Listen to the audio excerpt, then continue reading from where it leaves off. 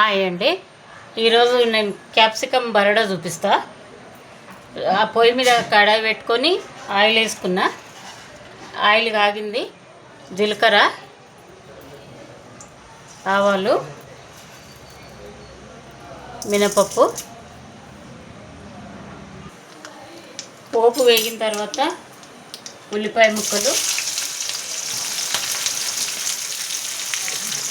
కరివేపాకు,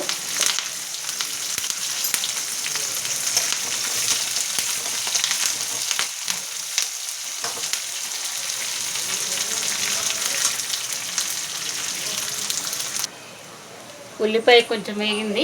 క్యాప్సికమ్ వేసుకోవాలి.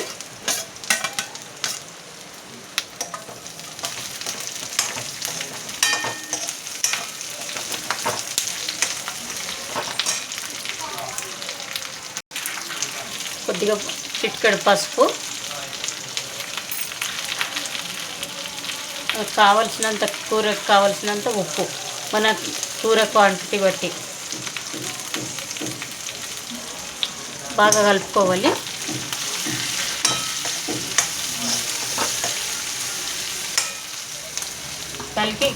ఇప్పుడు మూత పెట్టి మగ్గనివ్వాలి. దీన్ని దగ్గరికి వచ్చినాక చూపిస్తా. మగ్గిందా చూద్దాం. ఇట్లా క్యాప్సికమ్ ఆనియన్ మగ్గిన తర్వాత కొంచెమే అల్లం వెల్లిపాయ పేస్ట్ వేసి కలపాలి. లేకపోతే ఎల్లుల్లిపాయలు అయినా వేసుకోవచ్చు. ఎల్లిపాయలు ఎక్కువ వేసుకుంటే అల్లం వెల్లిపాయ అయ్యే అవసరం లేదు.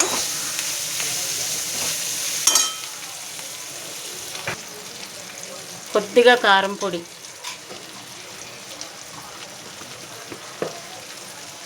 కొన్ని పచ్చిమిరపకాయలు కూడా వేసిన ఇందులో నేను, అందుకని కారం పొడి తక్కువ వేసిన.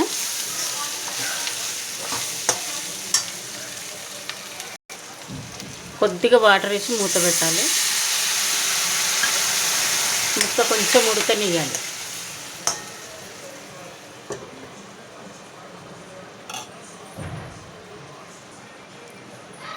మూత తీసి ఇట్లా కొంచెం తడి గుంజించు కదా, కొద్దిగా ఉడికిన తర్వాత ఇట్లా శనగపిండి వేసుకోవాలి. శనగపిండి పచ్చి వాసన పోయేంత వరకు వేయించాలి. వేయించి దీంట్లో చల్లుకోవాలి. మనకు కూర కావలసినంత చల్లుకోవాలి. దీంట్లో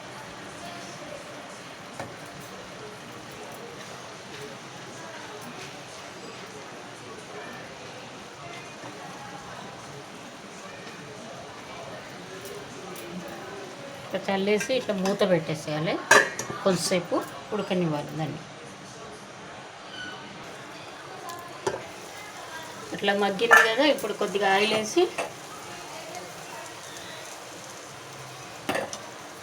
బాగా కలపాలి.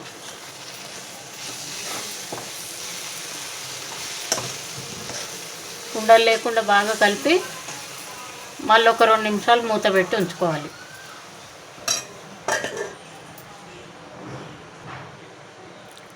ఇప్పుడు తీసేసి చూడాలి.